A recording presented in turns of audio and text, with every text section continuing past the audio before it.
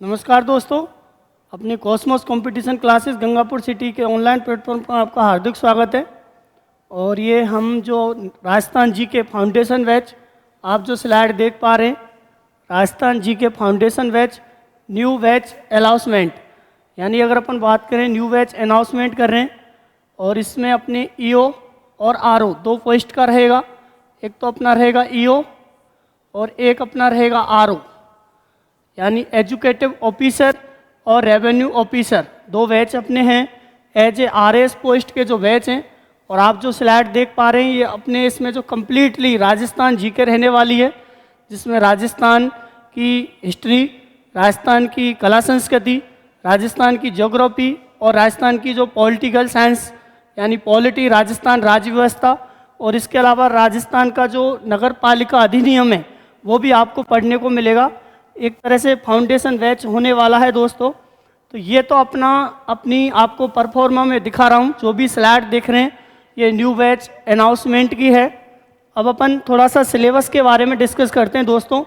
तो देखो, educative officer यानी ईओ और रेवेन्यू ऑफिसर यानी आरओ, और ये इस एग्ज़ाम को राजस्थान लोक सेवा आयोग यानी Rajasthan public service commission RPSC के द्वारा आयोजित करवाया जाएगा। और इसमें जो आप सिलेबस देख पा रहे हैं, सबसे पहले ये दो भागों में होने जाएगी एग्ज़ाम, भाग फर्स्ट और भाग सेकंड। अपन दोस्तों भाग फर्स्ट की बात करें तो भाग फर्स्ट में अपना सामान्य ज्ञान रहेगा। तो हमारे जो सामान्य ज्ञान में अपना वाला पोर्शन रहेगा दोस्तों, मैं आपके सामने राजस्थान भूगोल यानी राजस्थान का जो संपूर्ण भूगोल है वो आपके लिए स्टडी कराएंगे। और अपन बात करें राजस्थान भूगोल में जो दोस्तों अपने ये आप टॉपिक देख पा रहे हैं, लगभग 1, 2, 3, 4, 5, 6, 7, 8, 9, 10, 11, 12, 13, मतलब ये आपको जो राजस्थान ज्योग्राफी के जो टॉपिक देख पा रहे हैं दोस्तों, ये कम्प्लीटली 13 टॉपिक हैं। और इन 13 टॉपिकों को आपको गहन और सघन रूप से अध्ययन करवाया जाएगा। मैं आपको थोड़ा सा इनकी परफॉर्मा बता देता हूं दोस्तों। राजस्थान ज्योग्राफी और इसमें इकोनॉमिक्स, दोनों के टॉपिक सेम है, एक साथ मैच कर दे। सबसे फर्स्ट टॉपिक की बात करेंगे दोस्तों, राजस्थान भूआकृतिक प्रदेश यानी राजस्थान के फिजिकल डिवीजन की बात करेंगे।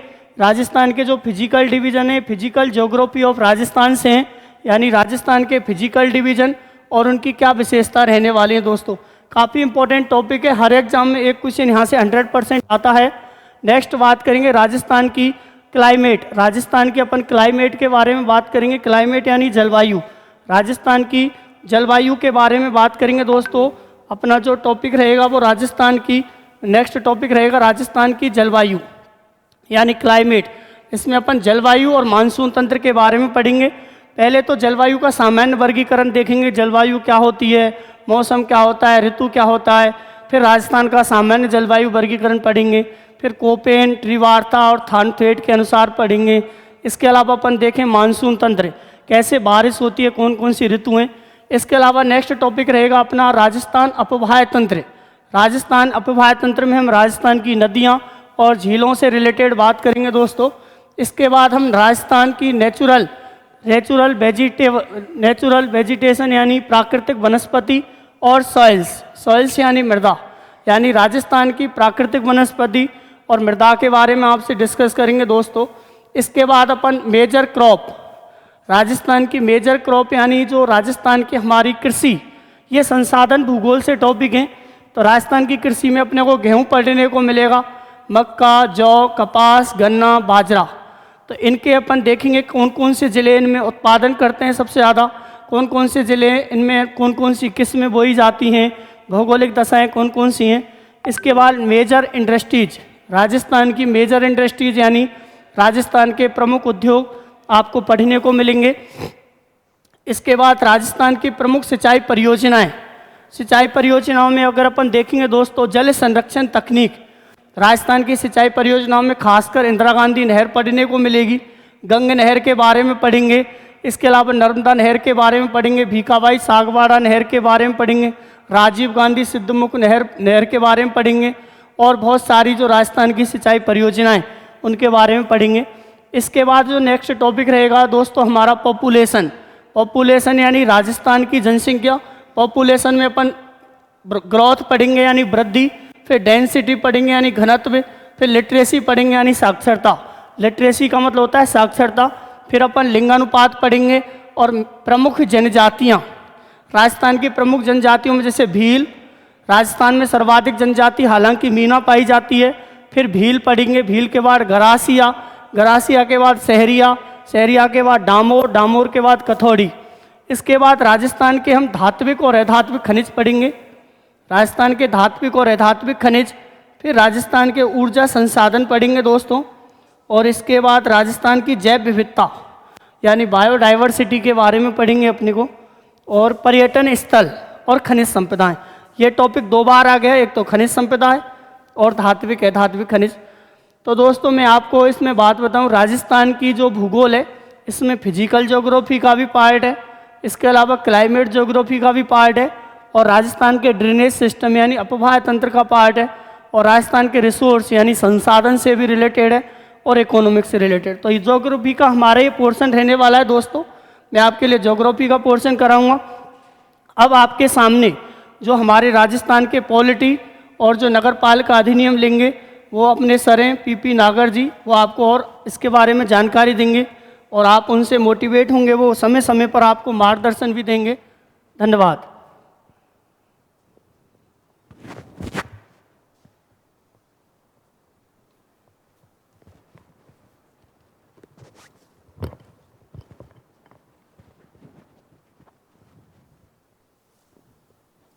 नमस्कार मित्रों,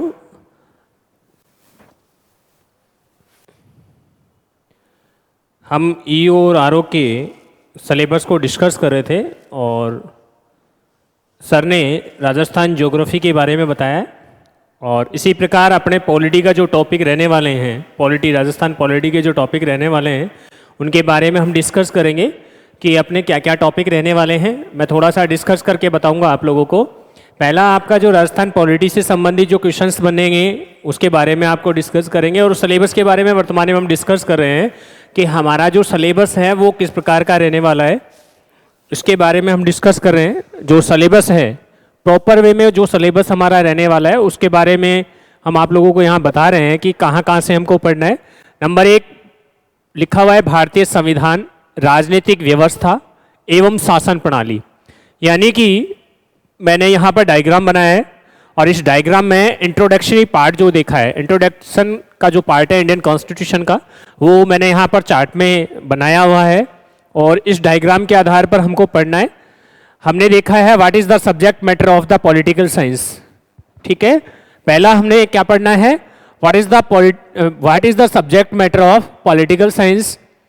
यानी कि हमारे जो सिलेबस में लिखा है भारतीय संविधान और राजनीतिक व्यवस्था, यानी कि सब्जेक्ट मैटर क्या है, और लास्ट में लिखा हुआ है शासन प्रणाली। जो शासन प्रणाली को देखेंगे तो वो गुड गवर्नेंस के अंदर देखेंगे। किसके अंदर देखेंगे? गुड गवर्नेंस के अंदर देखेंगे। यानी कि हम कह सकते हैं constitution is all a book of good governance. यानी कि हमारे संविधान की जो व्यवस्था है, यानी कि संविधान में जो नियम है, आर्टिकल्स हैं, अनुसूचियां हैं, भाग हैं, और भी जो भी नियम है उसको हम गुड गवर्नेंस के आधार पर देखेंगे। यानी कि हमने जो कॉन्स्टिट्यूशन को बनाया है वो गुड गवर्नेंस के लिए ही बनाया है और यही टॉपिक हम इसके अंदर पढ़ने वाले हैं। अगला टॉपिक है हमारा, लिखा हुआ है टॉपिक में भारतीय संविधान दार्शनिक तत्व। भारतीय संविधान के जो दार्शनिक तत्व है, क्या क्या इससे हमें प्रेरणा मिलती है या किन आधारों पर, किन डॉक्ट्रिन पर ये भारतीय संविधान टिका हुआ है, उसके बारे में उल्लेख करना है हमें, उसके बारे में हमें पढ़ना है। जितने भी डॉक्ट्रिन है भारतीय संविधान से संबंधित उन्हें हमें पढ़ना है। यानी कि नंबर 1 लिखा हुआ है भारतीय संविधान सभा, संविधान सभा के बारे में हमें पढ़ना है। दूसरा में पढ़ना है भारतीय संविधान की विशेषताएं, यानी कि भारतीय संविधान की कौन कौन सी विशेषताएं हैं, और अब तक के जो संवैधानिक संशोधन है, जो मोस्ट है, जितने भी हमारे मोस्ट कॉन्स्टिट्यूशनल अमेंडमेंट हुए हैं उनके बारे में हमें पढ़ना है। दूसरा है उद्देशिका, प्रियम्बल के बारे में हमें पढ़ना है। फंडामेंटल राइट्स के बारे में हमने पढ़ना है।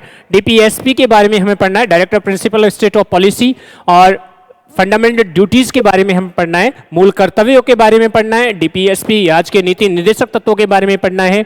मूल अधिकारों के बारे में पढ़ना है और उद्देशिका के बारे में पढ़ना है। जो ध्यान हमें ये रखना है कि हमारा जो सिलेबस है, जो नगर पालिका आरपीएससी ने जो खोल के बताया है, तो यहाँ से इनका मोटिव ये रहा है कि यहाँ से अच्छे सवाल बनने के चांस है, इसलिए फंडामेंटल जो राइट्स हैं ये भाग 3 का जो उल्लेख है भारतीय संविधान का सबसे महत्वपूर्ण भाग है। भारतीय संविधान का जो सबसे महत्वपूर्ण अगर मैं पार्ट मानूं तो भाग 3 को मैं मानूंगा, ठीक है। उसी प्रकार राज्य के नीति निर्देशक तत्व भी कम महत्वपूर्ण नहीं है। प्रियम्बल जो हमारे इसके भारतीय संविधान के दर्शन को बताता है, उनके उद्देश्यों को बताता है, ये सारी की सारी जानकारी देता है भारतीय संविधान की जो प्रियम्बल है। इसी आधार पर मैंने एक क्वेश्चन बनाया है यहाँ पर, what do we need a constitution या और why the constitution is needed, यानी कि भारतीय संविधान की आवश्यकता क्यों महसूस हुई उसके बारे में भी हमें पढ़ना है।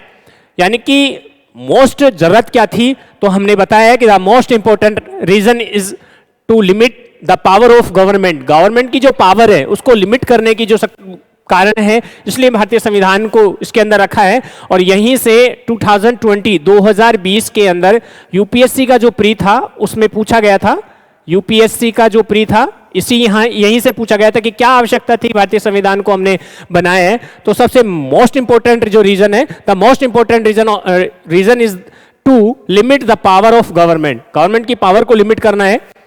अगला है हमारा भारतीय राजनीतिक व्यवस्था, जो गुड गवर्नेंस के अंदर हम देखेंगे। जो गुड गवर्नेंस की मैं बात कर रहा हूं वो शासन व्यवस्था के बारे में बात करूंगा।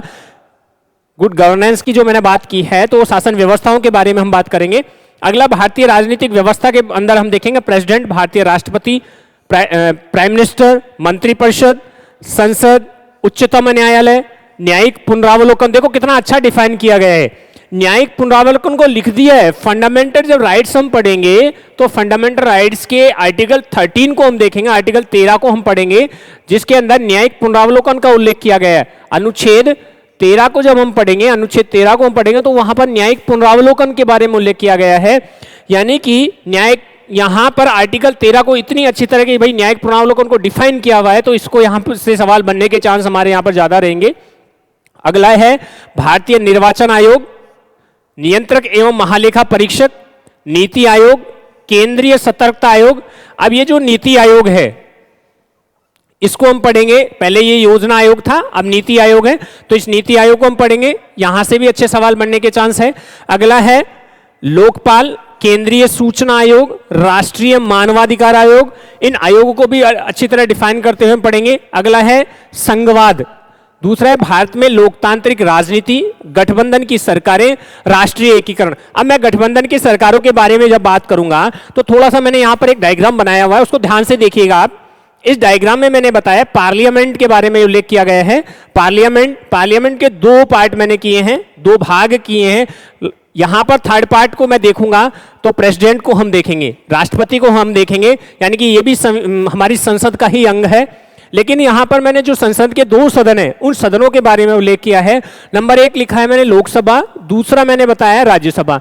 फर्स्ट जो लोकसभा है, लोकसभा को हम कहते हैं हाउस ऑफ द पीपल, और राज्यसभा को कहते हैं हम हाउस ऑफ स्टेट, यानी कि राज्यसभा को हम क्या कहेंगे, हाउस ऑफ स्टेट कहेंगे, और लोकसभा को हम कहेंगे हाउस ऑफ द पीपल।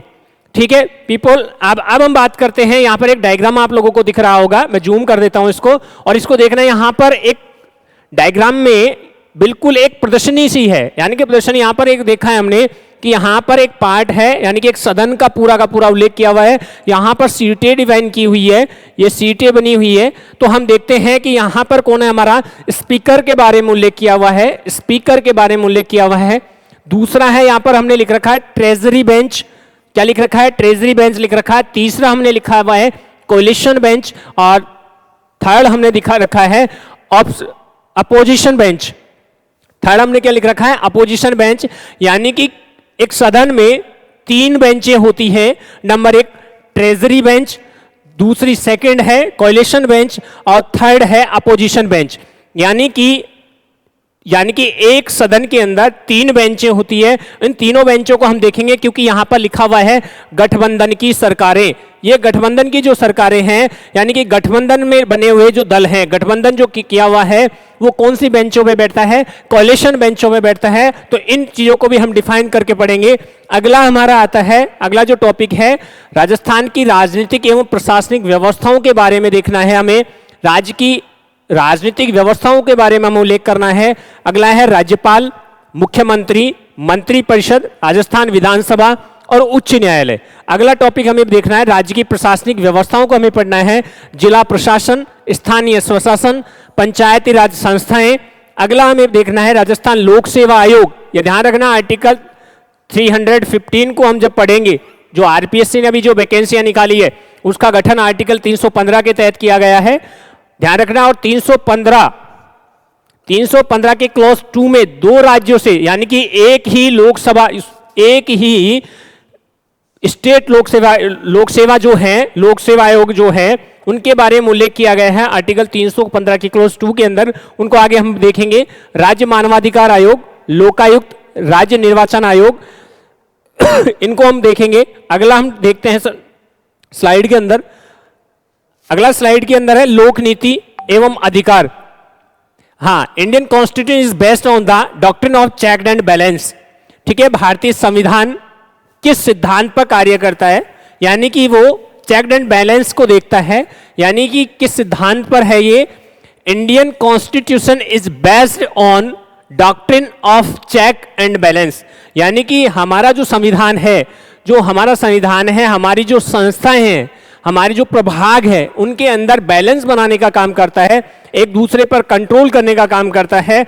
दूसरा, उनको स्वतंत्र, डॉक्ट्रिन ऑफ पृथक्करण के सिद्धांत के, सेपरेशन पावर की भी बात करता है।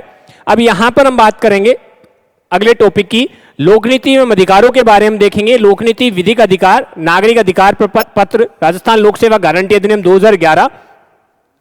अब ये आ गया आपका करंट का टॉपिक नंबर 1, राजस्थान भारतीय एवं अंतर्राष्ट्रीय महत्व की प्रमुख समसामयिक घटनाएं एवं मुद्दे, वर्तमान में चर्चित व्यक्ति, स्थान एवं संस्थाएं, खेल कूद संबंधी जो गतिविधियां हैं, वो आपके करंट से रिलेटेड क्वेश्चंस हैं, यहां से बनने का है। अब अगला जो क्वेश्चंस आना है, 40 नंबर का जो टॉपिक है, जो मस्ट है, 40 नंबर का जो अंक का, 40 अंक का जो टॉपिक है आपका, वो यहां से बनने वाला है।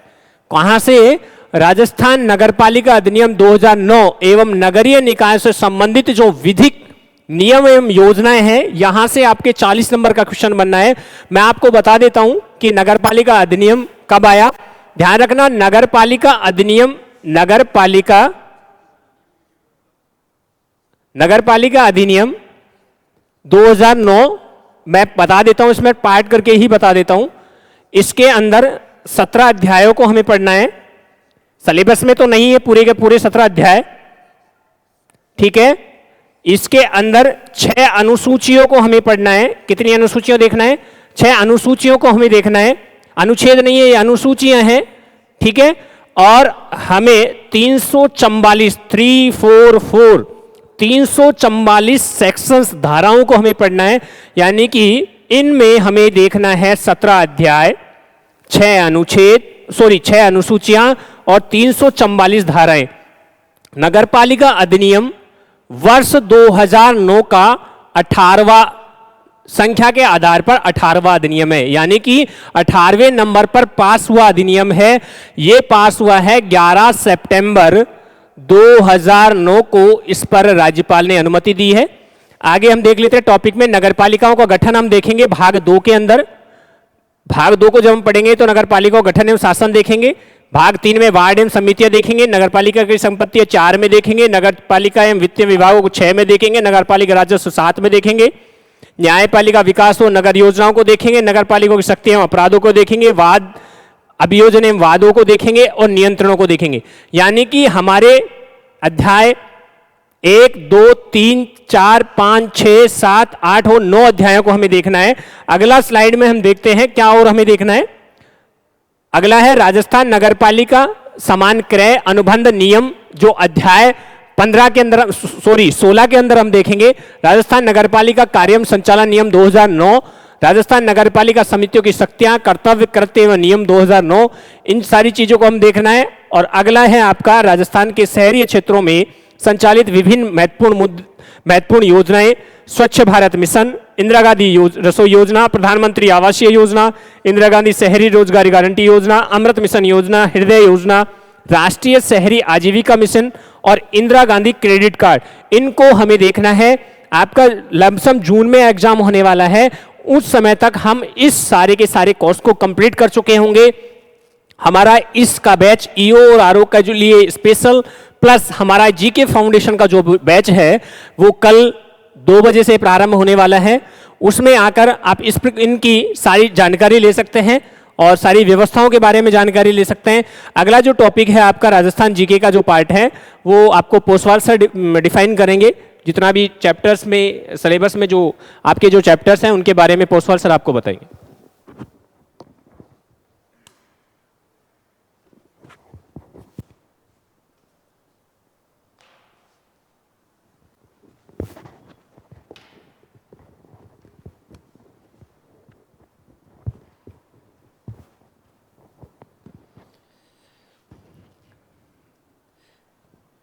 गुड इवनिंग दोस्तों, जैसा कि आपको मनीष तिवारी सर ने बताया और अभी पीपी नागर सर ने भी आपको पॉलिटी के बारे में बताया, ज्योग्राफी के बारे में आपको मनीष जी ने बता के गए थे और पीपी नागर जी ने पॉलिटी के बारे में बताया। तो देखें, अपन ईओ आरओ का जो बैच स्टार्ट करने वाले हैं उसके सिलेबस की जानकारी आपको देनी थी। और सिलेबस में पहली बात तो ये होती है कि आप किसी भी वैकेंसी की तैयारी कर रहे हो उसका आपके पास सिलेबस होना जरूरी है कि क्या आ रहा है क्या नहीं आ रहा है। यानी अपन ने एक बार तो क्या होता है किसी के कहने से फॉर्म भर दिया और उसके बाद में हमारे सिलेबस ही कवर नहीं हो पा रहा, सिलेबस हम कर नहीं पाएंगे। तो ऐसी स्थिति में सिलेबस की संपूर्ण जानकारी आपको यहाँ पे दी जाएगी। कौन कौन से टॉपिक है, कौन कौन से टॉपिक आपके आने वाले हैं और किस पार्ट में से कितने क्वेश्चन आएंगे, कितने क्वेश्चन नहीं आएंगे, आदि बातों पर अपन चर्चा करेंगे। देखें, यहाँ पे सर ने आपको पॉलिटी के बारे में और नगर पालिका जो अधिनियम है उनके बारे में बता दिया। अभी मैं आपको बताता हूँ, जैसे कि आपके पहला जो पार्ट है हमारा राजस्थान इतिहास एवं कला संस्कृति का, तो इसमें देखेंगे कौन कौन से अपने देखो ये राजस्थान का इतिहास, कला, संस्कृति, साहित्य एवं परंपरा एवं विरासत जो टॉपिक दे रखा है वो इस प्रकार से है। अब इन पे अपन एक एक टॉपिक की बात करें तो देखें, राजस्थान में प्राग ऐतिहासिक स्थल यानी कहने का मतलब है पुरा पाषाण से ताम्र पाषाण एवं कांस्य युग तक की जो सभ्यताएं हैं उनके बारे में क्या करेंगे, अपन अध्ययन करेंगे, सभ्यताओं के बारे में अध्ययन करेंगे। उसके बाद में ऐतिहासिक राजस्थान यानी प्रारंभिक ईस्वी काल के महत्वपूर्ण ऐतिहासिक केंद्र, प्राचीन राजस्थान में समाज एवं धर्म एवं संस्कृति यानी प्राचीन जो भारत है, राजस्थान है, उसकी संस्कृति के बारे में क्या करेंगे, विस्तार से चर्चा करेंगे।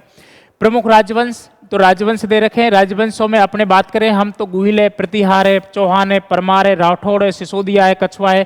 मध्यकालीन राजस्थान में प्रशासनिक एवं राजस्व व्यवस्था यानी सबसे इंपॉर्टेंट पार्ट है वो है प्रशासनिक एवं राजस्व व्यवस्था, क्योंकि राजवंश में राजा महाराजाओं की कहानियां हैं लेकिन उन्होंने प्रशासन और उनके राजस्व व्यवस्था के बारे में अपन को यहाँ से अध्ययन करना है। आधुनिक राजस्थान का उदय यानी 19वीं-20वीं शताब्दी के दौरान राजस्थान में सामाजिक जागृति कारक, राजनीतिक जागरण, समाचार पत्रों, राजनीतिक संस्थाओं की भूमिका, 20वीं शताब्दी जनजाति तथा किसान आंदोलन, 20वीं शताब्दी के दौरान विभिन्न देशी रियासतों में प्रजामंडल आंदोलन, राजस्थान का एकीकरण। ये बहुत ही इंपॉर्टेंट टॉपिक है। ये वाला जो पार्ट है ये बहुत इंपॉर्टेंट है, जहां से हर बार और हर एग्जाम में क्वेश्चन पूछा जाता है। तो ये पार्ट भी अपन ढंग से क्लियर करेंगे। उसके बाद में राजस्थान की वास्तु परंपरा, मंदिर, किले, महल, मानव निर्मित जलीय संरचनाएं, चित्रकला की विभिन्न शैलियां एवं हस्तकला, ये अपनी चित्रकला में यानी अपन कह सकते हैं आर्ट एंड कल्चर में आ गया। उसके बाद में प्रदर्शन कला, शास्त्रीय संगीत, शास्त्रीय नृत्य, लोक संगीत, लोक वाद्य यंत्र, लोक नृत्य, लोक नाट्य, यानी ये टॉपिक भी अपन क्लियर करेंगे। यानी नृत्य वाला है, लोक संगीत वाला है, लोक वाद्य यंत्र है, लोक नृत्य है, लोक नाट्य है। उसके बाद में भाषा एवं साहित्य, भाषा की बोलियां, कितने राजस्थान में कितने प्रकार की बोलियां बोली जाती हैं उन पे अपन अध्ययन करेंगे। राजस्थानी भाषा से संबंधित जो ग्रंथ हैं उनके बारे में बात करेंगे। धार्मिक जीवन, धार्मिक समुदाय, राजस्थान के संत संप्रदाय, राजस्थान के लोक देवी देवता। उसके बाद में राजस्थान में सामाजिक जीवन जैसे मेले, त्योहार, सामाजिक रीति रिवाज, परंपराएं, वेशभूषा एवं आभूषण के बारे में क्या करेंगे, अपन अध्ययन करेंगे। राजस्थान के प्रमुख व्यक्तित्व यानी मेन जो आदमी है जिन्होंने अपनी स्वतंत्रता में महत्वपूर्ण योगदान निभाया और स्वतंत्रता के लिए उन्होंने अपना पूरा जीवन त्याग दिया, उनके बारे में अध्ययन करेंगे।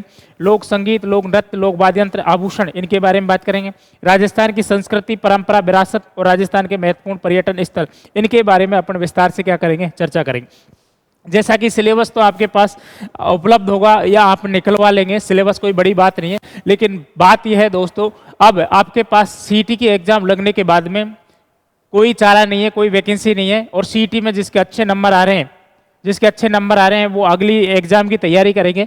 लेकिन मैं उन बंदों को कहना चाहता हूं जो सीईटी की कोचिंग की हुई है या जिन्होंने थोड़ा बहुत राजस्थान जीके का अध्ययन कर रखा है, तो वो विद्यार्थियों को एक सुनहरा मौका है, जिन्होंने ईओ आरओ का फॉर्म लगा रखा है वो एक बार दोबारा से यानी हमारी नागर सर की, मेरी है और क्या नाम से मनीष तिवारी की है।